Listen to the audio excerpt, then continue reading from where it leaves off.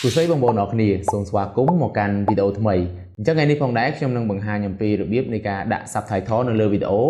តាមរយៈទូរស័ព្ទដៃហើយនៅក្នុងវីដេអូនេះផងដែរអាចថារៀងវែងបន្តិចដោយសារតែខ្ញុំបង្ហាញចំនួន3កម្មវិធីតែម្ដងដែលកម្មវិធីទី1គឺកម្មវិធី CapCut កម្មវិធីទី2កម្មវិធី Insert និងកម្មវិធីទី3កម្មវិធី VN ដែលយើងប្រើទៅលើ app ទូរស័ព្ទទាំងអស់តែម្ដងអញ្ចឹងជាក់ស្ដែងកុំឲ្យខាត់ពេលយូរបងប្អូនទៅទស្សនាវីដេអូពេញទាំងអស់គ្នាមុនចូលដល់មេរៀនយើងទាំងមូលបងប្អូនចំណាយពេលបន្តិចមើលពីចំណុចសំខាន់ៗទាំង5នេះឬក៏ទាញប៊ិចទីសៀវភៅមកកត់ទុកសិនក៏បានដែរដើម្បីជួយឲ្យបងប្អូនដែលមើលមេរៀននឹងហើយធានាថាអាចអនុវត្តបាន 100% តែម្ដងសម្រាប់វីដេអូខ្ញុំរៀងវែងបន្តិចប៉ុន្តែសម្រាប់អ្នកដែលចង់ចេះចង់ដឹងពិតប្រាកដមើលវីដេអូនេះត្រូវហើយតោះឥឡូវយើងចូលទៅមើលមេរៀនពេញទាំងអស់គ្នាអូខេអញ្ចឹងឥឡូវយើងចូលមកកាន់ទូរស័ព្ទដៃរបស់យើងមកអញ្ចឹងទី1គឺយើងចូលទៅកាន់ CapCut រួចបងប្អូនបង្កើត new project រួចជ្រើសរើសវីដេអូដែលបងប្អូនចង់កាត់ដាក់អក្សរអញ្ចឹងឥឡូវយើងទាញវីដេអូយើងបញ្ចូលមកហើយអញ្ចឹងនេះជាវីដេអូឧទាហរណ៍របស់ខ្ញុំអញ្ចឹងក្នុងវីដេអូដែលយើងចង់ដាក់អក្សរហ្នឹងទី1គឺយើងត្រូវមានអក្សរដែលយើងចង់ដាក់ហ្នឹងសិនទី1បងប្អូនត្រូវមាន script តាមវីដេអូដែលបងប្អូនចង់ឲ្យ load អក្សរមកហ្នឹងឬក៏បងប្អូនទៅសេអក្សរតាមពាក្យដែលបងប្អូននិយាយហ្នឹងក៏បានដែរតែបើសិនជាយើងទៅសេជា script ហើយស្រាប់គឺយើងងាយស្រួលក្នុងការ copy យកទៅដាក់តែម្ដងអញ្ចឹងជំហានទី1បងប្អូនត្រូវទៅសេអក្សរនេះជំហានទី2គឺបងប្អូនត្រូវយកអក្សរនេះទៅ convert វាចេញទៅជាអក្សរបែបនេះអញ្ចឹងអក្សរបែបនេះគេហៅថាជា code ដែលយើង convert ចេញពីអក្សរបែបយើងធម្មតាទៅជា font Limon ណាហ្នឹងហើយអញ្ចឹងជំហានបន្ទាប់គឺបងប្អូនចូលទៅក្នុង CapCut ហើយបងប្អូនត្រូវតឡើង font សិនសម្រាប់វីដេអូតឡើង font នៅក្នុង channel ខ្ញុំក៏មានដែរប៉ុន្តែពេលនេះខ្ញុំបង្ហាញត្រួសអំពីរបៀបនៃការតឡើង font អញ្ចឹងជំហានដំបូងបងប្អូនចូលកន្លែងអក្សរ T ហ្នឹងមកអញ្ចឹង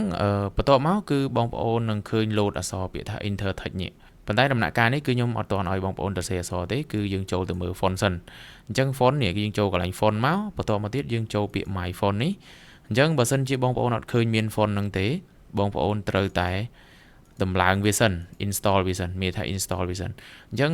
ប្រភពនៃការ download font បងប្អូនអាចទៅរកនៅលើ website ឬមួយក៏មិនបាច់ចាំពិបាកហត់បងប្អូនអាច join នៅក្រុម Telegram នៅខ្ញុំដាក់ link នៅក្រោម description នៅវីដេអូហ្នឹងឬក្នុងបើសិនជាបងប្អូនមើលលើ Facebook ខ្ញុំនឹងដាក់នៅក្នុង comment ណាបងប្អូនអាច join ទៅយក font ហ្នឹងដោយឥតគិតថ្លៃតែម្ដងនៅក្នុងក្រុម Telegram ណានេះបើសិនជាបងប្អូនពិបាកក្នុងការរក font គឺបងប្អូនអាច join ក្រុម Telegram ខ្ញុំដាក់នៅខាងក្រោមទីមួយបងប្អូន join channel ហ្នឹងមកនេះតើវាបងប្អូន join channel ហើយបងប្អូនចុចកន្លែង link ដែលខ្ញុំ pin ហ្នឹងរួចហើយយើងចុចលើក្រុមនេះមួយមកហើយ join ក្រុមហ្នឹងមកអញ្ចឹងនឹងឃើញ font Limon នេះអញ្ចឹងដើម្បីបាន font ហ្នឹងបងប្អូន download វាហើយ select ទាំងអស់មក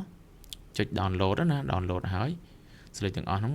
សិនសម្រាប់ក្នុង iPhone យើងចុចសញ្ញាព្រួយឡើងលើនេះមួយថយក្រោយវិញបងប្អូនចុច save to file រួចហើយបងប្អូនថយមកក្រោយវិញមួយយើងបង្កើតជា folder មួយក៏បានដែរអញ្ចឹងឧទាហរណ៍ថាខ្ញុំចុចកន្លែងត្រេ3ខាងលើនេះមួយខ្ញុំបង្កើត folder មួយខ្ញុំបង្កើត folder មួយរួចហើយខ្ញុំវាយអក្សរនេះ font Limon យើងមកខ្ញុំដាក់ to ដោយសារខ្ញុំបង្កើត2ដងហើយអញ្ចឹងយើងចុច save នៅខាងលើនេះចុចប៊ូតុង save មកបាច់រួចហើយយើងចុច save ម្ដងទៀតមកអញ្ចឹងយើងចូលមក CapCut របស់យើងវិញយើងចូលកន្លែង font ហ្នឹងដដែលហើយចូល my font ឬយើងចុចពាក្យ add នេះមក add font add my font ហើយចុច select មួយរួចហើយយកពាក្យ select all យកពាក្យ open អញ្ចឹងមកហ្នឹងហើយអញ្ចឹងវានឹង load មកទាំងអស់នេះ font ណាហ្នឹងហើយអញ្ចឹងយើងបដូរ font តាមចិត្តបានអញ្ចឹងបន្ទាប់ពីយើងមាន font ហ្នឹងហើយយើងទៅធ្វើអីបន្តទៀតជំហានទី2យើងត្រូវទៅ copy អក្សរដែលខ្ញុំប្រាប់ពីក្បាលវីដេអូមិញនេះជាអក្សរដែលបងប្អូនបានសរសេរទុកហ្នឹងអញ្ចឹងយើង select ទាំងអស់មកយើងយកពាក្យថា copy អញ្ចឹងឥឡូវយើង copy ហើយយើងចូលទៅ browser Chrome ក៏បានឬក៏ Safari នេះក៏បានដែរអញ្ចឹងឥឡូវខ្ញុំចូលទៅ Chrome នេះវាយពាក្យថាខ្មែរ Converter online ឬវាយពាក្យថាខ្មែរ Converter តទេហ្នឹងក៏បានដែរអញ្ចឹងណាហើយយើងចុច search មកអញ្ចឹងយើងឃើញ website មួយនៅលើគេនេះយើងចុចលើនឹងមួយមកនេះអញ្ចឹងកន្លែងនេះជាកន្លែងដែលយើង convert នេះចុចយក Unicode to Legacy អញ្ចឹងបើសិនបងប្អូនមិនចង់ចូលទៅក្នុង website នឹងច្រើនដងញ៉ៃទេកុំឲ្យពិបាកយើងចុចកន្លែងសញ្ញាព្រួយឡើងលើនេះមួយដើម្បី add ទៅ home screen ណាអញ្ចឹងចុចសញ្ញានឹងមួយមកហើយយើងអូសមកក្រោមហើយយើងយកពាក្យថា add to home screen នេះ add to home screen យើងចុចសញ្ញាបូកនឹងមួយមកតមកឈ្មោះនេះចង់ដាក់ឈ្មោះអាហ្នឹងយើងឈ្មោះអីយើងចុច add មួយប៉ាច់មកអញ្ចឹងវានឹង load មកលើនេះអញ្ចឹងពេលដែលយើងចង់ convert អក្សរលើក្រោយទៀតគឺងាយស្រួលអញ្ចឹងឥឡូវឧទាហរណ៍ខ្ញុំ add វាហើយយើងចូលមកនឹងមកដូចគ្នាអញ្ចឹងងាយយើងចូលមកក្នុងនឹងមកអញ្ចឹងយើងបើកចេញមកអញ្ចឹងមិញយើង copy អក្សរហើយមែនទេប៉ុន្តែយើងចូលមកប្រឡោះទី2នេះចូលប្រឡោះទី2ហ្នឹងហើយយើងយកផាសនេះយកផាសអក្សរហ្នឹងមកនេះអញ្ចឹងបន្តមកទៀតគឺយើងនឹងទទួលបាននៅអក្សរវា load មកគៀននេះអញ្ចឹងបងប្អូននៅលើទូរស័ព្ទដៃបងប្អូនសកត់ឲ្យជាប់មកចេញសញ្ញា select ហ្នឹងមកបន្តមកទៀតយើង copy អក្សរហ្នឹងយកទៅដាក់នៅក្នុង note នេះអញ្ចឹងខ្ញុំគឺខ្ញុំ copy ដាក់ខាងក្រោមហ្នឹងមកអូខេអញ្ចឹងធ្វើតាមខ្ញុំមួយអញ្ចឹងដល់ពេលយើង copy បានអក្សរហ្នឹងមកបងប្អូនអានអត់ដាច់ទេអញ្ចឹងជាទូទៅនៅក្នុង CapCut វាអត់ស្គាល់អក្សរដែលយើងសរសេរខ្មែរយកហ្មងទេតោះតែយើង convert ទៅជាcode Limon សិននេះអាហ្នឹងគេហៅថា code Limon ឬក៏អក្សរ font Limon ដែលយើងវាយណាអញ្ចឹងយើងយកជាភាសាអង់គ្លេសហ្នឹងយកទៅដាក់វិញអញ្ចឹងឥឡូវខ្ញុំចង់ដាក់ក្បាលដំបូងនេះអញ្ចឹងឥឡូវថតថាក្បាលដំបូងយើងនិយាយវីដេអូយើងមិនសួស្តីបងប្អូនអរគ្នាអញ្ចឹងនេះយើងចេញមកពីសួស្តីបងប្អូនអរគ្នាអញ្ចឹងជំហានបន្ទាប់គឺយើងចូលពី add text នឹងមួយដដែលមកបន្តមកទៀតយើងទៅយកអក្សរមិញហ្នឹងយើងអក្សរនៅក្នុង note ហ្នឹងយើង copy មកអញ្ចឹងឥឡូវខ្ញុំយក copy យកទៅពាក្យថាសួស្តីហ្នឹងទេ copy រួចចូល CapCut យើងវិញរួចហើយយើងផាសវាចូលមកនេះយកផាសមកអញ្ចឹងវាអត់តន់ចេញពាក្យថាសួស្តីទេធ្វើមិនទៅបងប្អូនចូលកន្លែង font រួចចូល my font ហ្នឹងហើយជ្រើសរើស font នេះអញ្ចឹងចេញពាក្យថាសួស្តីមកឃើញទេអញ្ចឹងដល់ពេលដែលវាចេញពាក្យសួស្តីហ្នឹងមកយើងជ្រើសរើស font ដែលយើងពេញចិត្តមកណា font Limon ដែលយើង add មិញហ្នឹងអញ្ចឹងឥឡូវខ្ញុំពេញចិត្ត font នេះមួយបន្តមកទៀតបន្ទាប់ពីយើងជ្រើស font បានស្អាតហើយយើងសេរីទំហំវាយើងអាចចុចកន្លែងកែខាងក្រោមនេះបរិចព្រមបានឧទាហរណ៍ខ្ញុំចង់ដាក់អក្សរឲ្យវា load កន្លែងហ្នឹងចោះនេះហើយបន្តមកទៀតយើងចង់លេង mode អក្សរណាយើងលេង mode អក្សរស្អាតមកយើងចូលកន្លែង effect ឬក៏ចូល style នេះក៏បានដែរនេះដាក់ស៊ុំដាក់អីចឹងទៅឬក៏ដាក់ពណ៌ជុំវិញអីចឹងមកតែខ្ញុំចង់អត់ចង់បានអញ្ចឹងទេខ្ញុំចុច none វិញខ្ញុំយកពាក្យថា effect នេះខ្ញុំចង់បាន mode ចេះវិញអញ្ចឹងយើងយក mode ណាដែលយើងចូលចិត្តមើលទៅស្អាតណាឥឡូវខ្ញុំយក mode មួយនេះចុះបាច់ចាំលេចពេកយកពណ៌ខ្មៅទៅសេរីទូលល្មមណាហើយយើងចុចសញ្ញាគ្រីសមួយមកអញ្ចឹងវាបានហើយអញ្ចឹងនេះជាអក្សរនេះឃើញទេអញ្ចឹងជាអក្សរដែលយើងទទួលបានហើយនេះសួស្តីអញ្ចឹងឥឡូវខ្ញុំសូមសកត់កន្លែងសញ្ញាលេខដកហ្នឹងឲ្យទាញវាផុតមួយមកឥឡូវខ្ញុំទាញវាវែងសិនពីទៀតខ្ញុំប្រាប់ពីគោលម្ដងហេតុខ្ញុំទាញវែងអញ្ចឹងយើងទាញវាវែងមកបន្ទាប់មកយើង play វាមើលហ៎សួស្តីបងប្អូនអរគ្នាសួស្តីបងប្អូនទាំងអស់គ្នាអញ្ចឹងយើងទាញមកដល់ត្រឹមហ្នឹងយើងធ្វើការកាត់អក្សរហ្នឹង split វាមួយបងប្អូនគ្នាសូមបងប្អូនទាំងអស់គ្នាអញ្ចឹងយើង split មួយទៀតដោយសារយើងតិចទៀតយើងនឹងដាក់អក្សរដូរអក្សរអញ្ចឹងយើងកាត់វាដើម្បីយើងបដូរអក្សរមកដាក់បដូរកន្លែងហ្នឹងតាមពាក្យដែលយើងនិយាយណាហ្នឹងហើយសូមស្វាគមន៍មកកាន់សូមស្វាគមន៍ខ្ញុំ split មួយទៀតកាន់វីដេអូមកកាន់ថ្មីវីដេអូថ្មី split មួយទៀតមកអញ្ចឹងបងប្អូនធ្វើអញ្ចឹងរហូតថ្ងៃនេះផងដែរខ្ញុំហ្នឹងហើយអញ្ចឹងឥឡូវខ្ញុំសូមធ្វើត្រឹមប៉ុណ្្នឹងអញ្ចឹងសួស្តីកន្លែងនេះអក្សរនេះយើង select លើវាមួយនេះ select លើអក្សរនឹងមួយបន្តមកទៀតយើងចុចកន្លែងរូបប៊ិចនេះនេះហើយយើងបដូរអានេះបដូរអក្សរនេះអញ្ចឹងយើងទៅបដូរយើងយកអក្សរដែលយើងបាន copy មិញហ្នឹងនេះបងប្អូនទាំងអស់គ្នានេះសួស្តីបងប្អូននេះធំនេះអាហ្នឹងបងប្អូននេះយើងចំណាំមើលយើងមើលអាលើណាយើងដក clear មួយផងសេអក្សរយើងដក clear មក clear យើងចង់បានវែងក៏បានខ្លីក៏បានតាមចិត្តអញ្ចឹងខ្ញុំចង់បានវែងអត់ខ្លីប៉ុណ្ណឹងខ្ញុំក៏យកវាមកផាសលើនឹងមកឧទាហរណ៍ថាផាសជាងមកនេះសួស្តីបងប្អូនបន្តមកទៀតយើងចុចគ្រីសទៀតហើយយើងអូសមកមុខនេះសួស្តីបងប្អូនទាំងអស់គ្នាអញ្ចឹងយើងកែអានឹងទៀតមកយើងកែ copy អក្សរទាំងអស់គ្នានឹងមកនេះយកទាំងអស់គ្នានេះសួស្តីបងប្អូនទាំងអស់គ្នាអញ្ចឹងយើង copy ធំនេះមកអូខេអញ្ចឹងកន្លែងហ្នឹងបងប្អូនគ្រាន់តែធ្វើការ copy ផាសដដែលមកយកទៅបដូរជាមួយនឹងអក្សរដែលបងប្អូនបានកាត់ជាកង់មិញហ្នឹងតាមពាក្យពេចន៍ដែលបងប្អូនចង់ដាក់នៅក្នុងវីដេអូហ្នឹងតលតែអស់តែម្ដងឬក៏បងប្អូនដាក់ប៉ុណ្ណាគឺតាមចិត្តបងប្អូនអញ្ចឹងទៅសួស្តីបងប្អូនអរគ្នាសូមស្វាគមន៍មកកាន់វីដេអូថ្មីប បន្ទាប់ពីយើង copy អក្សរដែលយើងចង់ដាក់អស់ហើយបងប្អូន play មើលម្ដងទៀតថាតើអក្សរ load មកហ្នឹងត្រូវជាមួយនឹង mod ដែលយើងនិយាយហើយឬនៅបើសិនជានៅទេយើងអាចសេរីវាឲ្យត្រូវតាមពាក្យពេចន៍ដែលយើងនិយាយហ្នឹងចាប់សង្កត់ឲ្យជាប់យើងចាប់ទាញទៅមុខទៅក្រោយបានហើយឬក៏យើងកាត់ចោលបានយើងគ្រាន់តែចុចកន្លែងសញ្ញាពណ៌សហ្នឹងយើងយកដៃម្រាមដៃអូសទៅមុខទៅក្រោយទៅវាស្មើនឹងកាត់ចោលហើយអញ្ចឹងយើងរៀបចំវាឲ្យត្រូវតាមពាក្យពេចន៍ដែលយើងនិយាយទៅបានមើលទៅវាស៊ីជាមួយនឹងអក្សររបស់យើងមួយទៀតបើសិនជាយើងគិតថាអក្សរយើង load មកធម្មតាពេកបងប្អូនអាចធ្វើការដាក់ animation វាបានមានន័យថាដាក់ចលនានៅលើអក្សរដែល load ចេញមកហ្នឹងឲ្យមើលទៅមានភាពតាក់ទាញអញ្ចឹងដើម្បីដាក់ animation ហ្នឹងបងប្អូនចុចកន្លែង animation ហ្នឹងមករួចយកពាក្យ in ហ្នឹងគឺមានន័យថាចលនាចូលបងប្អូនជ្រើសរើសចលនាមួយទៅតាមការស្រឡាញ់ពេញចិត្តមួយណាក៏បានដែរបន្ទាប់មកយើងបន្ថយវិនាទីបន្តិចឲ្យវា load ចេញមករៀងលឿនបន្តិចអញ្ចឹងណាពេលដែលយើងទាញវិនាទីវែងអញ្ចឹងអក្សរហ្នឹងគឺ load ចេញមកគឺចលនាវាយឺតហ្នឹងហើយអញ្ចឹងសម្រាប់ខ្ញុំសូមដាក់តែចលនានៅអក្សរក្បាលដំបូងមួយទេក្រៅពីហ្នឹងគឺខ្ញុំអត់ដាក់ទេអញ្ចឹងឥឡូវយើង play មើលសួស្តីបងប្អូនអរគ្នាសូមស្វាគមន៍មកកាន់វីដេអូថ្មីអញ្ចឹងថ្ងៃនេះផងដែរខ្ញុំនឹងបង្ហាញអំពីរបៀបនៃការដាក់ subtitle នៅលើវីដេអូតាមរយៈទូរស័ព្ទដៃហើយអូខេអញ្ចឹងនៅកម្មវិធី CapCut គឺរៀងពិបាកបន្តិចប៉ុន្តែបងប្អូនព្យាយាមអាចនឹងធ្វើបាន 100% បើសិនជាយ៉ាងម៉េចបងប្អូនអាច comment បានអញ្ចឹងចូលទៅកាន់កម្មវិធីបន្ទាប់គឺកម្មវិធី Insert អញ្ចឹងកម្មវិធី Insert បងប្អូនចូលមកកាន់ Play Store មកឬក៏ App Store មកបងប្អូន search ពាក្យថា Insert មករួចយើង download វារួចបើសិនជាបងប្អូន download ហើយយើងចុច open មកអញ្ចឹងបន្តមកទៀតយើងចូលកន្លែង video វាប្រើ free លោតនីយកម្មមកតិចហើយចូល video មករួចយើងជ្រើសរើសវីដេអូដែលយើងចង់កាត់មួយចុចសញ្ញា tick មកបន្តមកទៀតវាចេញបែបនេះនេះគឺជាវីដេអូរបស់យើងអញ្ចឹងដូចគ្នាទេមិនខុសគ្នាទេជាមួយនឹងកម្មវិធី CapCut គឺយើងមាន script យើងឲ្យស្រេចនេះប៉ុន្តែយើងមិនបាច់ចាំ convert អានេះទេគឺមិនបាច់ទេគឺយើងយកអក្សរខ្មែរនេះយកទៅ copy ដាក់តែម្ដងអញ្ចឹងណាអញ្ចឹងឥឡូវយើង copy វាមួយសិនអូខេ sorry យើង copy មួយសិនយើងចូលកម្មវិធីយើង insert យើងដដែលរួចយើងចូលមកកន្លែង text អក្សរ T នេះរួចយើងចូលកន្លែងបូកសញ្ញាអក្សរ T នេះមួយរួចយើងធ្វើការផាសអក្សរនេះចូលកន្លែងនេះណានេះយើងធ្វើការផាសវាមកនេះចេញពាក្យថាសួស្ដីមកហើយអញ្ចឹងយើងសេរីទីតាំងវាទី1អក្សរបើសិនជាបងប្អូនអត់ទាន់មាន font ទេវាអាច load មក font ផ្សេងទៀតក្រៅពី font ហ្នឹងណាឧទាហរណ៍ load មកចេះមកនេះតែសារខ្ញុំមាន font ច្រើនហើយអញ្ចឹង font ហ្នឹងគឺអត់ពិបាកតឡើងទេបងប្អូនងាយស្រួលទេបងប្អូនគ្រាន់តែចូលទៅក្នុង channel Telegram ដដែលក្រុម Telegram ដដែលក្រុម Telegram ដែលខ្ញុំបានឲ្យចុច join មុនហ្នឹងបងប្អូនចូលទៅ Telegram ហើយបងប្អូនចុចកន្លែងនេះមកនេះបងប្អូនចុចកន្លែង pin ហ្នឹងមកនេះសិតតែ font នេះសិតតែ font អក្សរខ្មែរទាំងអស់បងប្អូនអាច download យកទៅតម្លើងបានអញ្ចឹងរបៀបតម្លើងក៏មាននៅក្នុងវីដេអូខ្ញុំដែរតែខ្ញុំសូមបង្ហាញត្រួសបន្ថែមបន្តិចទៀតរបៀបតម្លើង font នេះណាអត់ពិបាកទេបងប្អូនគ្រាន់តែចូលកន្លែង import នេះមករួចចុចពាក្យ file នេះមកអានឹងតម្លើង font ណាបន្តមកទៀតបងប្អូនទៅកន្លែង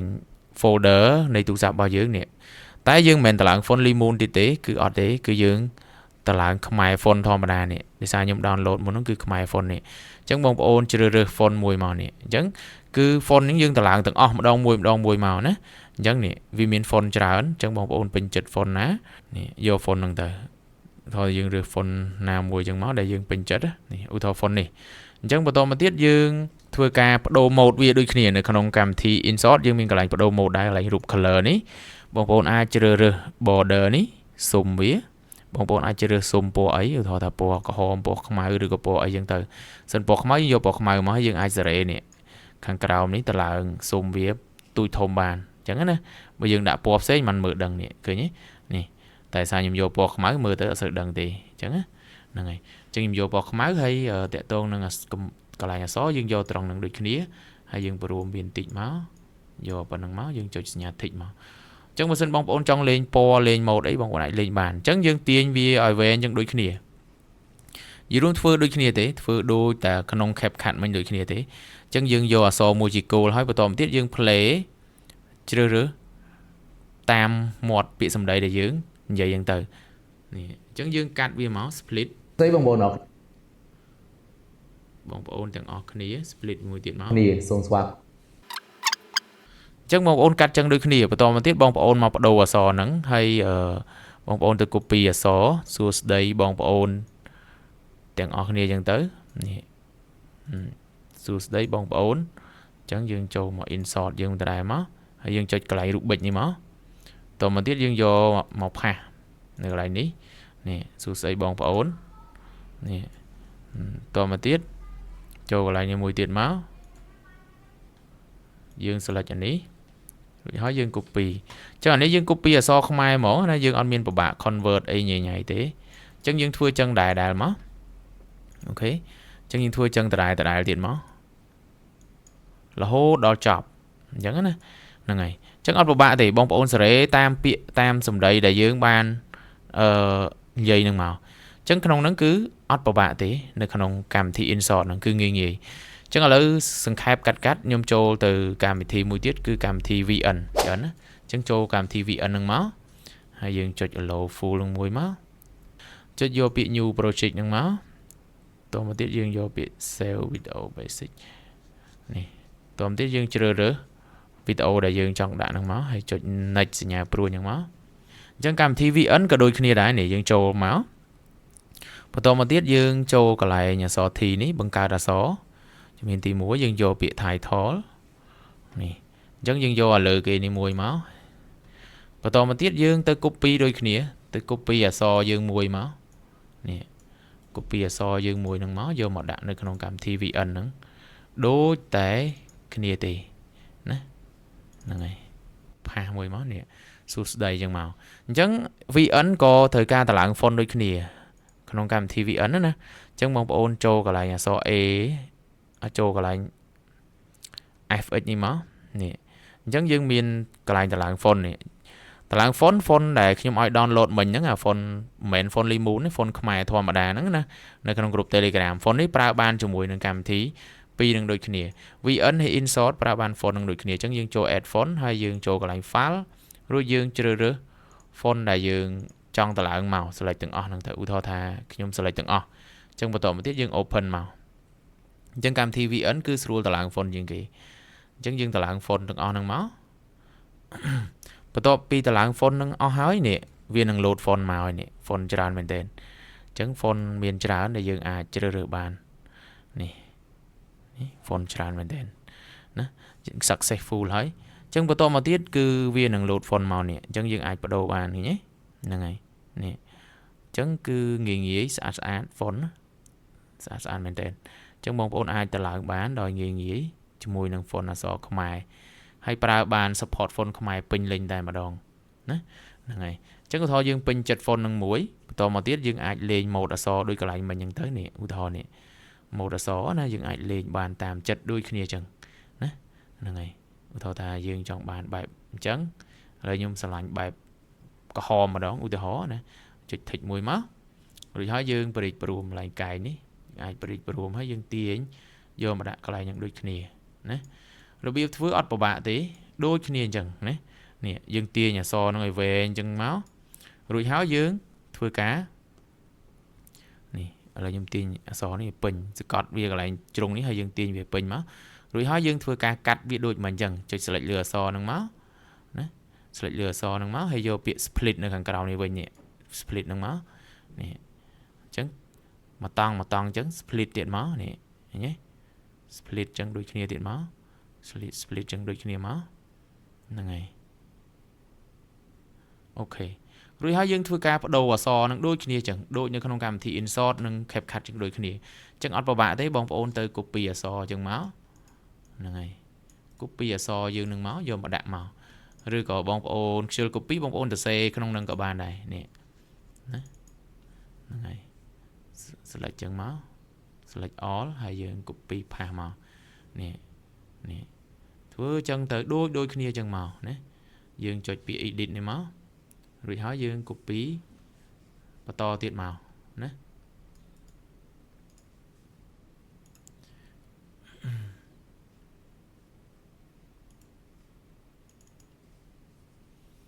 copy từng chân máu ok nè chẳng bóng ôn sẽ tam nhiệt tí tam một đại dương vậy nó ai trời một đôi khi máu đôi những video môn đại chẳng video nó miền tập năng thế bóng ôn miền trong đó lại ai xả du bàn hay chỉ trong cái đó dương ai cho export từ nè không cảm thấy mùi muối cứ dương đắng hay bị bị xèo អូខេអរគុណច្រើនបងប្អូនសម្រាប់ការទស្សនាតាំងពីដើមរហូតដល់ចប់ហើយបើសិនបងប្អូនកំពុងតែទស្សនានៅលើ Facebook Page កុំភ្លេចជួយចុច Follow ឬក៏ចុច Share ម្នាក់មួយផងដើម្បីជាកម្លាំងចិត្តក្នុងការផលិតវីដេអូបន្តទៀតបើសិនជាបងប្អូនមើលនៅលើ YouTube កុំភ្លេចចុចសញ្ញា Subscribe ឬក៏ចុចជាវឬចុចសញ្ញាកណ្ដឹងដើម្បីទទួលបានវីដេអូថ្មីៗបន្តទៀតអញ្ចឹងអរគុណច្រើនជូនពរបងប្អូនសុខភាពល្អសំណាងល្អទាំងអស់គ្នាជម្រាបលា